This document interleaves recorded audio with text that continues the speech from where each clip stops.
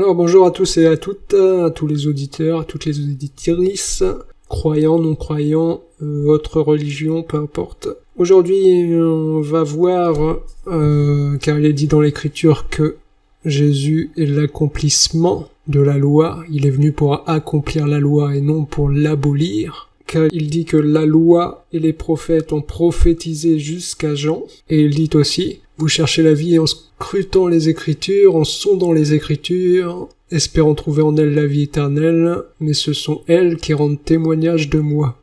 Et il dit aussi après sa résurrection: c'est là ce que je vous disais lorsque j'étais encore avec vous. C'est Luc 24, verset 44. Attendez, je vous le lis. C'est ce que je vous disais lorsque j'étais encore avec vous. Il fallait que s'accomplisse tout ce qui est écrit à mon sujet dans la loi de Moïse, dans les prophètes et dans les psaumes. Donc, lorsque Jésus vient, lui qui est le Messie, c'est-à-dire le oint par excellence, ce qui est différent des autres prophètes, car tous les prophètes de Dieu sont appelés oints. Pourquoi ? Parce qu'ils sont oints par l'Esprit de Dieu, c'est-à-dire que l'Esprit de Dieu descend sur un homme pour que par cet homme, Dieu puisse parler au peuple, d'accord ? La différence avec le Messie, c'est que le Messie, Dieu lui donne l'Esprit sans mesure, c'est-à-dire que la totalité de l'Esprit de Dieu vient faire habitation dans le corps de Jésus-Christ. Dieu s'est formé un corps, une habitation terrestre pour venir nous parler directement et ne plus passer par les prophètes. C'est ça le Messie, le oint par excellence, c'est Dieu lui-même qui se fait chair pour venir directement parler à son peuple. Et il nous dit qu'il fallait que s'accomplisse en lui tout ce qui est écrit à son sujet. Et il dit que les Écritures rendent témoignage de lui. Non pas seulement une ou deux Écritures, mais c'est toutes les Écritures rendent témoignage de lui. Pourquoi ? Parce que lorsque l'Éternel envoyait ses prophètes dans l'Ancienne Alliance, les prophètes de l'Ancienne Alliance ne faisaient que prophétiser ce qu'allait faire Dieu et l'action qu'allait effectuer Dieu. Lorsque c'est Jésus qui vient, lui qui est l'Éternel fait chair, qu'est-ce qu'il fait ? Il rend témoignage de lui-même. C'est la différence avec les prophètes d'avant. Les prophètes rendent témoignage de Dieu, alors que quand Jésus vient, il rend témoignage de lui-même. Et les pharisiens, les scribes, les professeurs de la loi de l'époque lui font d'ailleurs ce reproche: ton témoignage est faux, parce que tu te rends témoignage de toi-même. Ils lui disent autre part: nous ne te lapidons pas pour les bonnes œuvres, mais parce que toi qui es un homme, tu te fais Dieu. D'accord ? Donc, les scribes, les pharisiens, les professeurs de la loi, qui étaient professeurs de la loi en Israël, et qui étaient censés être les chefs religieux envoyés par Dieu, n'ont eux-mêmes pas reconnu l'Éternel qui est venu en chair. Ils savaient très bien que Jésus, lorsqu'il est venu, par ses paroles et par les actions qu'il était en train de mener, il était en train de se faire Dieu. D'accord ? Ils savaient très bien que le Messie, celui qu'on appelait Fils de Dieu, ça devait être Dieu lui-même.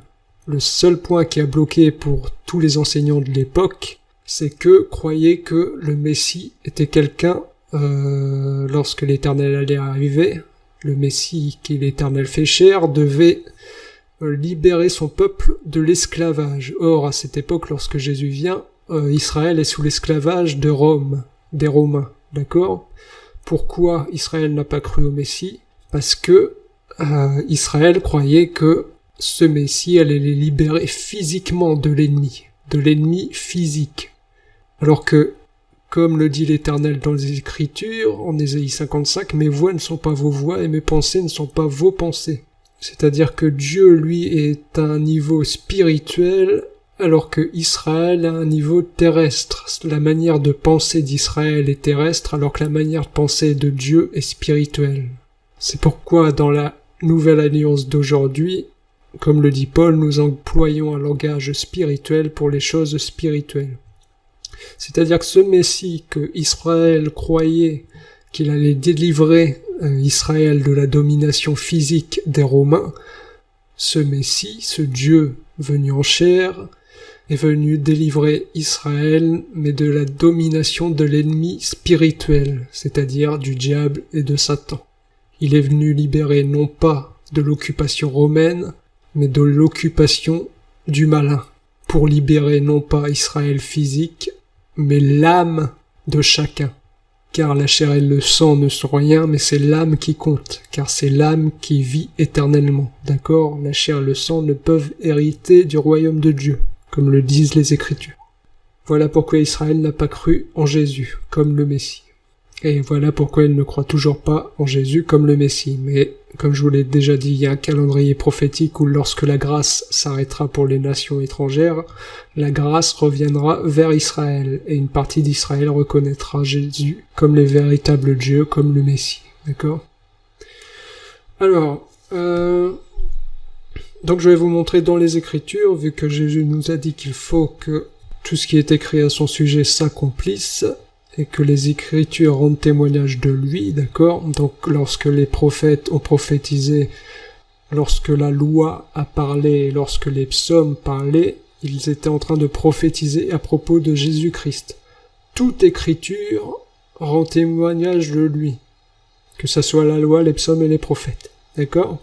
Donc ici, je vais prendre des bribes d'Écriture pour chacun afin que vous soyez convaincus et que vous croyiez que tout s'accomplit en lui et que tout a été créé par lui et pour lui, pour la gloire de son nom. Dieu bénit éternellement. Amen. Alors, on va commencer avec Abraham, qui est le premier avec qui Dieu a conclu une alliance. D'accord? Après le déluge de Noé. Alors, Abraham, il faut savoir que lorsque Dieu rencontre Abraham, Abraham s'appelait Abraham sans H. Abraham, d'accord? Mais lorsque Dieu vient pour établir son alliance avec Abraham, il change le nom d'Abraham et lui dit « Tu seras appelé désormais Abraham », d'accord? La différence entre les deux noms, c'est qu'il y a un H qui est rajouté. Abraham sans H, ça signifie « père élevé », tandis qu'Abraham avec un H, ça signifie « père d'un grand nombre ». D'accord? Donc lorsque Dieu passe son alliance avec Abraham, il change son nom. Abraham passe de père élevé à père d'un grand nombre. Or, Dieu dit à Abraham que le signe de l'alliance qu'il conclut avec lui, ce sera la circoncision. D'accord? Or, qu'est-ce que la circoncision? La circoncision, c'est le fait d'enlever la chair inutile. D'accord? Comme nous le dit Paul, pour la circoncision du cœur, qui est différente de la circoncision du corps. La circoncision du cœur, c'est être dépouillé de toutes les pensées mauvaises et inutiles. La circoncision du corps, c'est pareil, c'est être dépouillé de la chair inutile, d'accord? Et c'est ça qui est le signe de l'alliance. Or, en quoi cette écriture s'accomplit avec Jésus-Christ? Je vous ai dit que lorsque Dieu passe alliance avec Abraham et que la circoncision est le signe de cette alliance, Dieu change le nom d'Abraham en Abraham, c'est-à-dire que la signification du nom d'Abraham passe de père élevé à père d'un grand nombre, d'accord? Or, vous allez voir que lorsque Jésus-Christ passe alliance avec son peuple, lorsqu'il est à table, il leur dit « Prenez ce pain et mangez, ceci est mon corps », puis il brise le pain et il leur donne à manger, d'accord? Et il leur dit, prenez, buvez, ceci est mon sang, le sang de l'alliance nouvelle, donné pour la rémission des péchés. Donc, on voit chez Abraham que le signe de l'alliance, c'est la circoncision, et que par ce signe de l'alliance, son nom est changé de père élevé à père d'un grand nombre. Et on voit chez Jésus-Christ que le signe de l'alliance, qui est la circoncision, c'est donc le brisement de son corps et son sang qui coule. Ok? Donc c'est par la crucifixion que cette alliance est activée. La crucifixion est donc la circoncision véritable. C'est là où Jésus se dépouille de la chair, il crucifie la chair, il fait couler son sang, il brise son corps, afin que la nouvelle alliance soit mise en route. C'est une circoncision. Et lui, Jésus-Christ, qui est le Père élevé, le Père de toutes choses, le Dieu éternel, par l'œuvre de la crucifixion, il devient le Père d'un grand nombre de nations. D'accord? Car comme il l'a lui-même dit, voici bientôt venu le temps où le Fils de l'homme doit être élevé. Il parle ici du fait qu'il doit être crucifié, d'accord? Et il dit Car je vous le dis, si le grain de blé ne tombe en terre et ne meurt, il reste seul. Mais s'il tombe en terre et meurt, il porte un grand nombre de fruits. Ce qui signifie que si Jésus ne meurt pas, il reste seul. Mais s'il meurt, ça engendre la multiplication. D'accord ? Lui qui est le Père élevé, tant qu'il ne meurt pas, il reste seul. Mais il faut qu'il meure pour qu'il devienne le Père d'un grand nombre. D'accord ? Tout comme Abraham, il faut qu'il passe par la circoncision pour passer de père élevé à père d'un grand nombre. Donc là, il accomplit l'écriture d'Abraham. Il accomplit ce qui concerne Abraham. D'accord ? Donc cette écriture s'accomplit en Jésus-Christ. Je vais prendre quelques personnages comme ça pour que vous soyez convaincus que toute écriture s'accomplit en Jésus-Christ. Alors maintenant, on va passer à Ésaïe.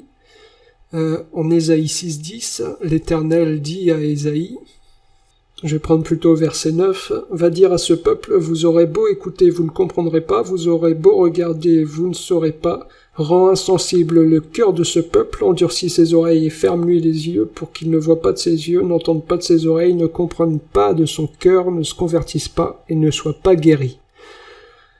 Donc là, l'Éternel envoie Ésaïe vers son peuple, pour que Ésaïe ferme les yeux du peuple, pour que Ésaïe endurcisse les oreilles du peuple, de peur qu'ils ne se convertissent et que le Dieu ne les guérisse. Or, voici ce que dit Jésus-Christ lorsqu'il vient sur terre en Matthieu 13, verset 10. Alors, Matthieu 13, verset 10. Les disciples s'approchèrent et lui dirent « Pourquoi leur parles-tu en parabole ?» Jésus leur répondit « Parce qu'il vous a été donné à vous de connaître les mystères du royaume des cieux, mais qu'à eux, cela n'a pas été donné. En effet, on donnera à celui qui a et sera dans l'abondance, mais à celui qui n'a pas, on enlèvera même ce qu'il a. C'est pourquoi je leur parle en parabole, parce qu'en voyant, ils ne voient pas, et qu'en entendant, ils n'entendent pas et ne comprennent pas. Pour eux s'accomplit cette prophétie d'Ésaïe. Vous aurez beau entendre, vous ne comprendrez pas. Vous aurez beau regarder, vous ne verrez pas. En effet, le cœur de ce peuple est devenu insensible. Ils se sont bouchés les oreilles, ils ont fermé les yeux, de peur que leurs yeux ne voient, que leurs oreilles n'entendent, que leur cœur ne comprenne, qu'ils ne se convertissent et que je ne guérisse. Mais heureux sont vos yeux parce qu'ils voient, et vos oreilles parce qu'elles entendent. Je vous le dis en vérité, beaucoup de prophètes et de justes ont désiré voir ce que vous voyez, ils ne l'ont pas vu, entendre ce que vous entendez, ils ne l'ont pas entendu. Donc là, on voit en Ésaïe que l'Éternel envoie Ésaïe fermer les yeux du peuple et endurcir leurs oreilles de peur que le peuple ne se convertisse et qu'il ne soit guéri. Or, on voit en Matthieu 13 que Jésus accomplit en sa personne cette parole de l'Écriture. Ses disciples demandent à Jésus « Pourquoi est-ce que tu leur parles en parabole ?» Et il leur dit « Je leur parle en parabole afin que pour eux cette parole de l'Écriture soit accomplie. Vous aurez beau entendre, vous ne comprendrez pas, vous aurez beau regarder, vous ne verrez pas. » Donc là, Jésus est en train d'accomplir le ministère d'Ésaïe. D'accord ? Maintenant, on va voir le prophète Jérémie. L'accomplissement du prophète Jérémie par Jésus. Donc, en Jérémie chapitre 1, verset 10, c'est ce que dit l'Éternel à Jérémie. Jérémie chapitre 1, verset 10. Vois, aujourd'hui je te confie une responsabilité envers les nations et les royaumes, celle d'arracher et de démolir, de faire disparaître et de détruire, de construire et de planter. Donc là, Dieu établit le prophète Jérémie afin qu'il l'arrache et qu'il démolisse, qu'il fasse disparaître et qu'il détruise, qu'il construise et qu'il plante. Donc Jérémie doit d'abord détruire avant de reconstruire. Oh, vous allez voir ce que dit Jésus lorsque ses ennemis veulent tuer son corps. Il dit « Détruisez ce temple, et dans 3 jours, je le rebâtirai. » C'est-à-dire que, en Jésus, il y a le démolissement et la reconstruction. Et il dit autre part aussi, il dit une parabole à propos de la vigne et des vignerons. Il dit toute une parabole où Jésus dit que, ça se trouve en Matthieu 21, verset 33, je vais vous le lire.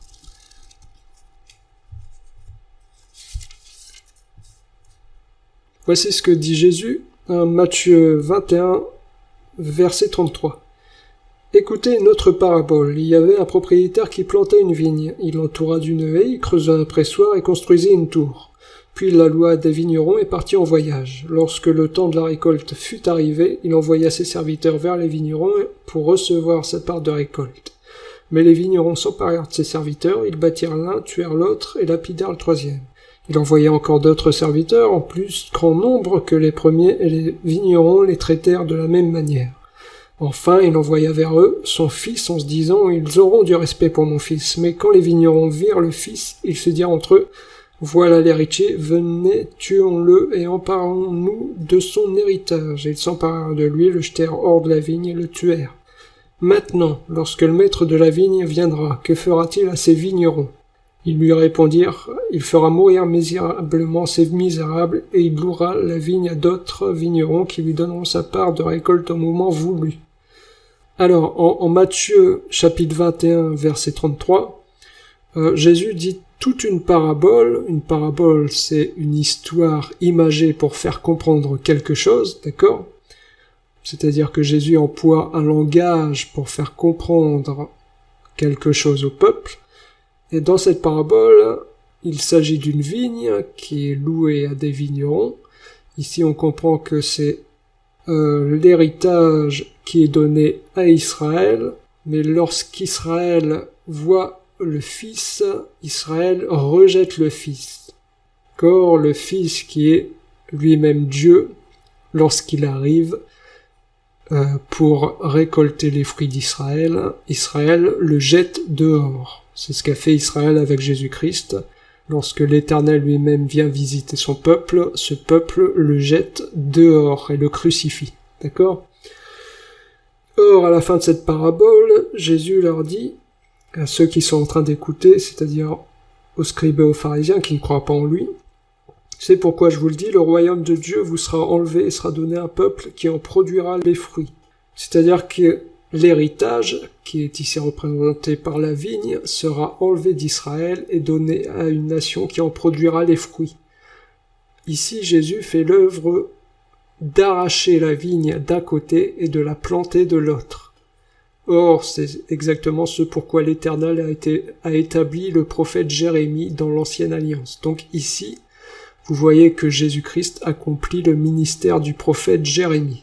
Donc on vient déjà de voir que Jésus-Christ accomplit le ministère du prophète Ésaïe, il accomplit le ministère du prophète Jérémie, il accomplit également l'écriture qui concerne Abraham, d'accord ? Alors maintenant on va voir le ministère du prophète Jonas. Voici ce que dit Jésus-Christ en Matthieu 12, verset 40. Il faut savoir que l'histoire de Jonas, donc Jonas est envoyé par l'Éternel pour prêcher à une nation, mais Jonas, au lieu d'aller prêcher vers cette nation, s'éloigne de l'Éternel, puis il est jeté d'un bateau là où se trouvent ses compagnons de route, et finit avalé par un grand poisson, et ce grand poisson le recrache vers la nation chez laquelle il doit aller prêcher. Ce qui préfigure quoi ? Ce qui prophétise le fait que avant d'aller prêcher chez les nations, le Messie, Jésus-Christ, est d'abord dans le bateau avec ses compagnons le rejettent, vous avez là Israël qui rejette le Messie, Jonas finit avalé par le grand poisson, puis est recraché vers les nations vers lesquelles il est envoyé, d'accord ? Donc il faut d'abord que Jésus-Christ soit rejeté par ses compagnons de route. Et voici ce que dit Jésus-Christ. En effet, de même que Jonas fut 3 jours et 3 nuits dans le ventre d'un grand poisson, de même le Fils de l'homme sera 3 jours et 3 nuits dans la terre. Donc ici, Jésus nous explique que, de même que Jonas a été avalé par le grand poisson et y est resté 3 jours et 3 nuits, lui sera dans le ventre de la terre pendant 3 jours et 3 nuits. Et il nous dit que le fait que Jonas soit avalé par le grand poisson, ça prophétisait le fait que lui, Jésus-Christ, serait 3 jours et 3 nuits dans le ventre de la terre. D'accord ? Or, on voit que Jonas est rejeté de la barque par ses compagnons de route, est avalé par le grand poisson, puis s'en va prêcher, il me semble que c'est à Ninive, une nation étrangère. Ça prophétise simplement le fait que Jésus est rejeté par les Israélites, passe 3 jours et 3 nuits dans le ventre de la terre, ressuscite, et va donc prêcher aux nations, par son esprit. D'accord?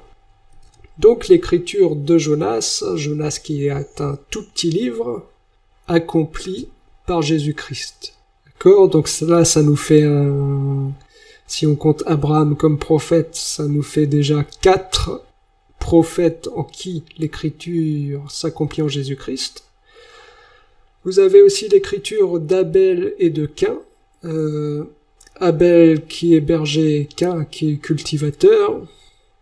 Or, comme je vous dis, la vigne est donnée à cultiver à Israël, d'accord, car l'héritage est donné à Israël. Israël fait donc office de Caïn, d'accord, alors qu'il est dit qu'Abel est berger. Or, l'Éternel dit lui-même qu'il est le berger, d'accord? Il dit, moi je suis le berger et vous, mes brebis, vous êtes des hommes. Donc, l'Éternel se compare lui-même à un berger, et lorsque Jésus vient, lui qui est l'Éternel fait chair, il dit, moi je suis le bon berger.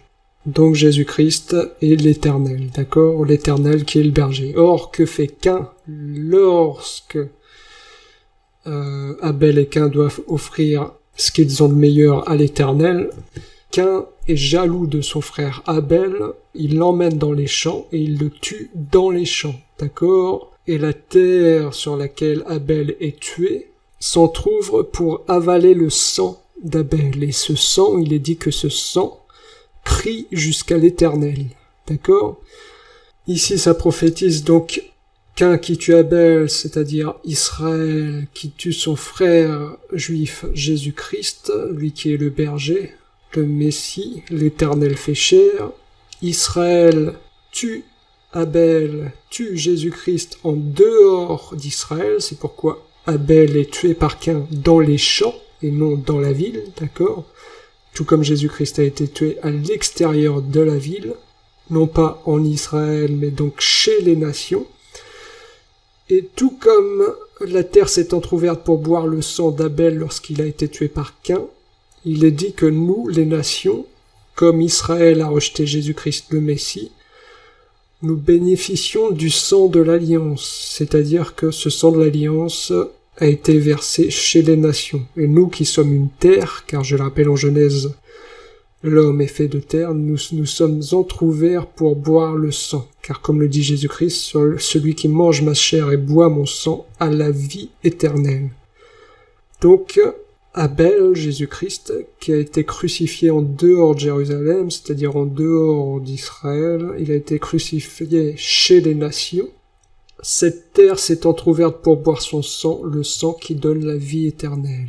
Et ce sang crie jusqu'à Dieu. Pourquoi? Parce que le sang, c'est la vie. Selon les Écritures, la vie, c'est également la lumière. Donc, spirituellement, ce sang qu'on boit, c'est un sang spirituel. Ça veut dire simplement qu'on boit la lumière qui est Jésus-Christ lui-même. C'est pourquoi ce sang peut crier jusqu'à l'Éternel. Ça signifie que l'Éternel a mis en nous son sang, il a mis en nous sa lumière, il a mis en nous de sa lumière, et cette lumière nous permet de faire appel à lui, de crier jusqu'à lui. D'accord? Car Dieu n'écoute que sa propre voix. Donc lorsque Dieu a versé son sang sur une terre étrangère, nous bénéficions dorénavant de ce sang, le sang de l'Alliance, qui est la lumière, Jésus-Christ lui-même, qui nous permet de faire appel à Dieu. Car Dieu n'écoute que la prière de Dieu. D'accord? Donc il nous faut recevoir son sang pour pouvoir faire appel à Dieu. Il nous faut recevoir l'Esprit de Dieu pour faire appel à Dieu. D'accord? Donc ça nous mène à Adam, car je vous ai dit que le sang d'Abel a été versé sur une terre étrangère, chez les nations, et vous voyez que c'est tout ce que raconte l'épisode d'Adam. Il nous est dit que, à la création de la femme, Dieu fait tomber Adam dans un profond sommeil, il ouvre le côté d'Adam pour en retirer un os, et à partir de cet os, il donne naissance à la femme. Or, vous avez encore là l'œuvre de la crucifixion, parce que selon la Bible, le sommeil, c'est mourir.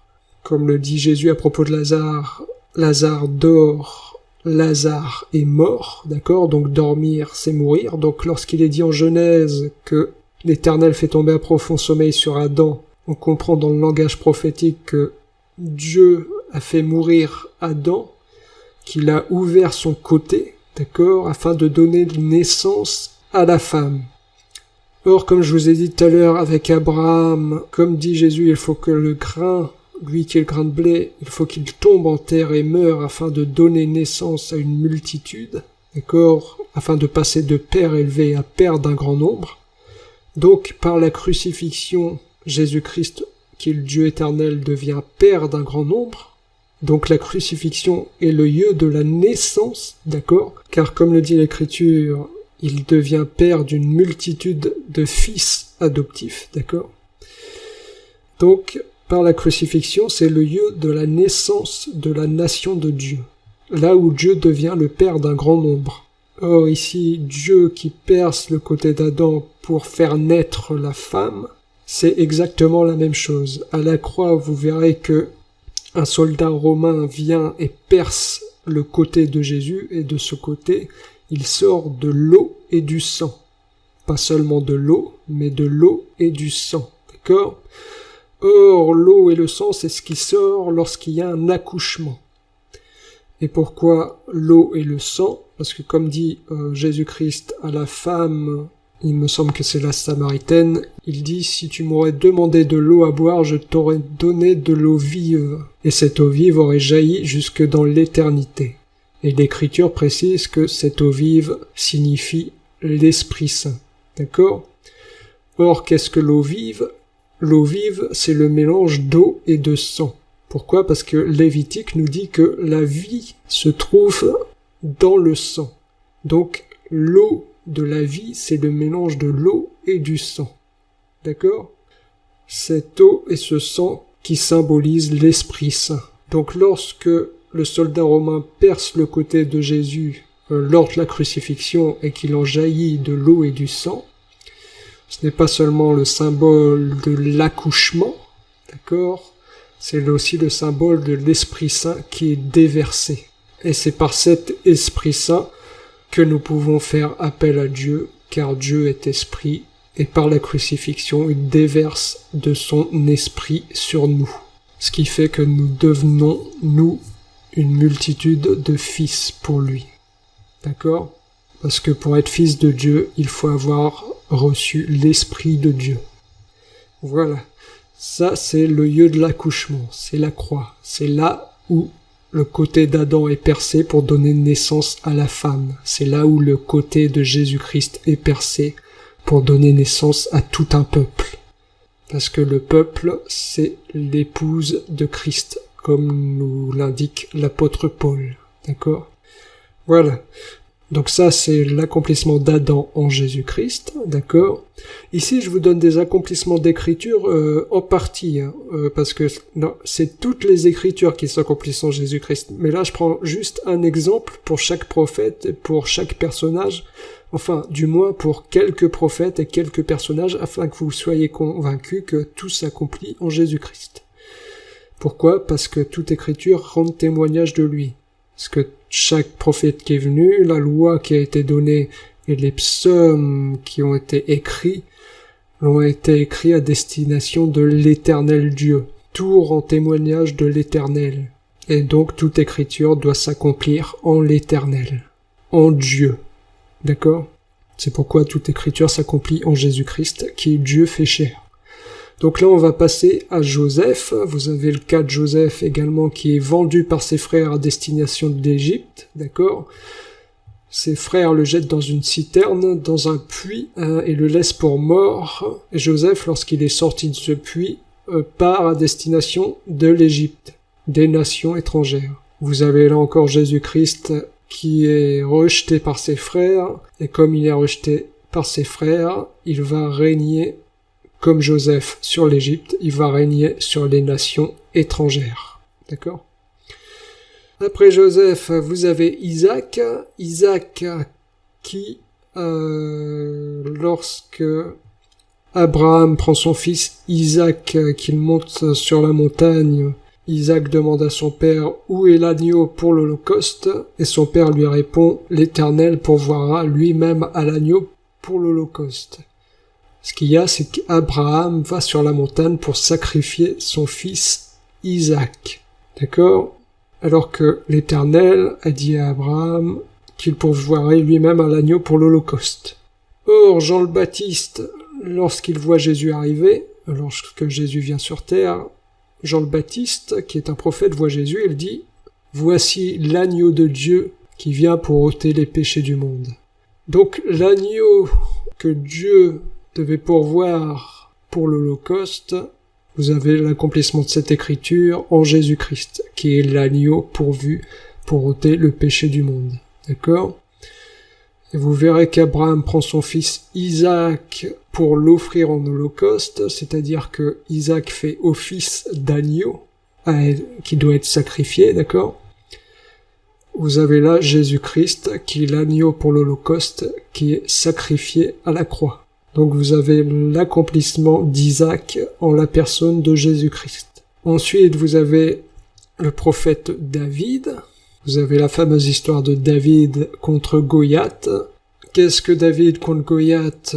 L'armée d'Israël ne peut rien contre le Philistin qui s'appelle Goliath. Personne ne peut le vaincre, personne ne peut l'abattre, car Israël est sous la souveraineté de Saul, d'accord? Saul qui est un représentant de la loi de Dieu, et lorsque Israël est sous la domination, sous la royauté de Saul, Israël est incapable de battre le géant, le Philistin Goliath. Il faut que David arrive, aille dans la vallée, tue Goliath pour délivrer Israël des Philistins qui voulaient les frapper.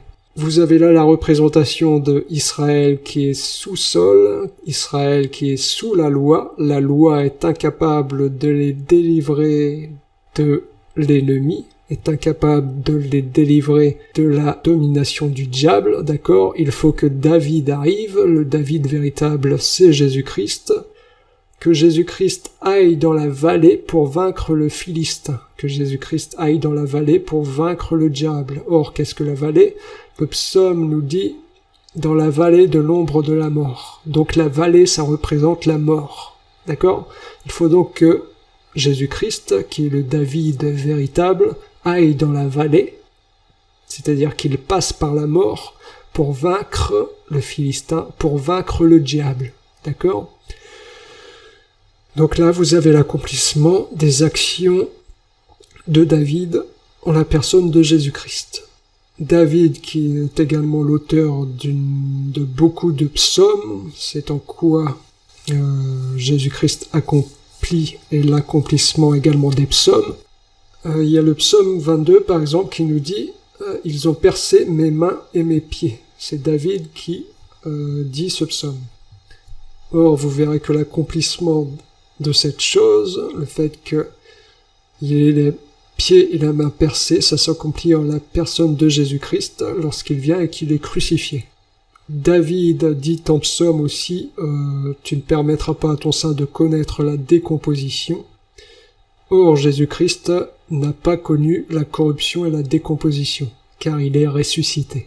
D'accord? Donc ce psaume s'accomplit en Jésus-Christ. Tous les psaumes, la loi et les prophètes s'accomplissent en la personne de Jésus-Christ. Et c'est ce que j'ai voulu vous montrer aujourd'hui. Je pense que je vais m'arrêter là parce que ça fait déjà un petit moment. J'essaye de faire des audios qui sont consistants mais qui sont pas non plus trop longs. Pour vous montrer une dernière fois que Jésus-Christ est l'Éternel lui-même venu en chair, vous allez voir que, à part Colossiens 1 Jean 5:20 et Colossiens qui nous disent clairement que Jésus-Christ est l'Éternel Dieu, vous allez voir que lorsque le prophète Jean le Baptiste est enfermé en prison, il demande à ses messagers d'aller voir Jésus-Christ et de lui demander « Es-tu celui qui devait venir? D'accord? Es-tu le Messie ?» Or, Jésus-Christ, pour désigner qu'il est bien celui qui devait venir, répond aux messagers envoyés par Jean le Baptiste. Il leur dit « Allez dire à Jean le Baptiste, voici ce que dit Jésus. » C'est en Matthieu chapitre 11 verset 4. Jésus leur répondit « Allez rapporter à Jean ce que vous entendez et ce que vous voyez. Les aveugles voient, les boîtes marchent, les lépreux sont purifiés, les sourds entendent, les morts ressuscitent et la bonne nouvelle est annoncée aux pauvres. Heureux celui pour qui je ne représenterai pas un obstacle. Donc voici la réponse qu'a faite Jésus à Jean le Baptiste, lorsque celui-ci a demandé, par l'intermédiaire de ses messagers, « Es-tu celui qui doit venir ou devons-nous en attendre un autre ?» Or, ce n'est pas anodin ce que dit Jésus-Christ ici, car voici ce que dit l'Éternel au travers du prophète Ésaïe, longtemps auparavant, des centaines d'années auparavant. Voici ce que dit l'Éternel, ce qu'il annonce pour l'avenir. Dites à ceux qui ont le cœur battant, fortifiez-vous, n'ayez pas peur, voici votre Dieu. Elle viendra, la vengeance, la rémunération de Dieu. Il viendra lui-même pour vous sauver. Alors les yeux des aveugles seront ouverts et les oreilles des sourds seront débouchées. Alors le boiteux sautera comme un cerf et la langue du muet lancera des cris joyeux. Alors ici, l'Éternel en Ésaïe 35, l'Éternel dit qu'il viendra lui-même pour sauver son peuple, d'accord ? Et il dit, alors les yeux des aveugles seront ouverts et les oreilles des sourds seront débouchées, alors le boiteux sautera comme le cerf, et la langue du muet lancera des cris joyeux. Or, comme je vous ai dit, qu'a répondu Jésus au messager envoyé par Jean le Baptiste, lorsque celui-ci lui demande « Es-tu celui qui doit venir ?» Jésus leur répond « Allez dire à Jean ce que vous voyez et ce que vous entendez. » Les aveugles voient, les boiteux marchent, les lépreux sont purifiés, les sourds entendent, les morts ressuscitent, et la bonne nouvelle est annoncée aux pauvres. Donc, ici, Jésus, pour répondre à Jean le Baptiste, reprend les paroles de l'Éternel dites en Ésaïe 35, où l'Éternel dit « Je viendrai moi-même vous sauver ». Alors les boiteux sauteront comme le cerf, les sourds entendront et les aveugles verront. Et ici, Jésus, pour répondre à Jean le Baptiste à propos de qui il est, il répond « Allez dire à Jean le Baptiste, les aveugles voient, les boiteux marchent. Heureux celui pour qui je ne représenterai pas un obstacle. » Donc par ces paroles, il est en train de dire qu'il est lui-même l'Éternel venu sauver son peuple. D'accord ? Donc, voilà. Jésus est l'accomplissement de toute écriture, parce que toute écriture rend témoignage de lui. Les prophètes ont parlé, ont rendu témoignage de l'Éternel Dieu. Les psaumes, la loi rendent témoignage et prophétisent à propos de l'Éternel Dieu. Et tout ça s'accomplit en Jésus-Christ, parce qu'il est l'Éternel Dieu. D'accord ? Donc voilà, c'est tout pour aujourd'hui, je vais m'arrêter là. J'espère que ça vous aura convaincu, que ça vous aura plu, que ça vous aura édifié. Je prie l'Éternel qu'il vous ouvre les yeux. Je prie aussi que vous puissiez faire appel à son nom qui est donc Jésus-Christ. Comme il le dit lui-même, faites appel à moi et je vous répondrai. Et comme il le dit, celui qui demande reçoit. Donc, faites appel au nom de l'Éternel, faites appel à Jésus-Christ afin qu'il vous donne le don du Saint-Esprit, qu'il vous donne de son esprit, afin qu'il soit en vous et que vous puissiez vivre la vie de sainteté. Car je rappelle que Dieu ne sauvera que Dieu. La chair et le sang ne seront pas sauvés. C'est pourquoi, pour être sauvé, il faut avoir Dieu en nous. C'est pourquoi il nous est demandé de demander le Saint-Esprit. Et Dieu nous le donne, d'accord ? Pourvu que nous changions d'attitude et que nous respections en nouveauté de vie ce que nous demande Dieu. C'est un engagement, d'accord ? Vous pouvez être sauvé si vous demandez le Saint-Esprit en vue de respecter ce que demande Dieu. Mais demandez-lui directement, demandez-lui de se montrer à vous, et il vous donnera le don du Saint-Esprit. D'accord ? Et vous serez sauvés. Pourquoi ? Parce que vous aurez Dieu en vous. Et Dieu ne sauvera que Dieu. C'est votre seul salut. C'est pourquoi il est dit, un sauveur nous est né. Pourquoi ? Parce que c'est lui qui a effectué l'œuvre de la croix afin de ne plus rester seul, mais de devenir le Père d'un grand nombre en déversant son esprit sur nous, afin que nous devenions des enfants adoptifs et que nous puissions faire appel à lui. D'accord ? car Dieu ne tient pas compte des temps d'ignorance, c'est-à-dire que lorsque vous ne le connaissez pas encore et faites appel à lui, il vous donnera son Saint-Esprit. Et c'est par ce Saint-Esprit que lorsque vous vous mettrez à respecter les règles de Dieu, poussés par l'Esprit, car lorsque vous recevez le Saint-Esprit vient vous dépouiller de toute œuvre de la chair, et vous vous plaisez à vivre non plus selon la chair mais selon l'Esprit, et c'est lorsque vous priez par cet Esprit qu'il vous donne, après l'avoir connu, qu'il répond à toutes vos demandes, d'accord? Mais lorsque vous ne le connaissez pas encore, il attend que vous fassiez appel à lui, et il ne tient pas compte des temps d'ignorance, des temps où vous étiez dans l'ignorance. Si vous faites appel à son nom et que vous demandez de son esprit, il vous le donnera, afin que vous puissiez vivre désormais selon ce qu'il demande lui, afin que vous puissiez lui être agréable et que vous puissiez faire tout type de demande, parce que vous aurez reçu son esprit. Et vous serez ainsi sauvés, parce que vous deviendrez participants de la nature divine. Vous deviendrez un avec Dieu. Et Dieu, je le répète, ne sauvera que Dieu. C'est votre seul salut. Le seul salut possible. Ok? Allez, moi je vous dis à plus tard. Je vous remercie tous d'avoir écouté. Et faites appel au nom de l'Éternel. Faites appel à Jésus-Christ. Afin qu'il vous délivre de tous vos maux, de toutes vos charges, de tout ce qui vous pèse. Qu'il vous donne de son esprit. Que vous ayez la joie du cœur et puissiez vivre éternellement. Amen. Voilà. Merci à tous. À une prochaine fois. Au revoir.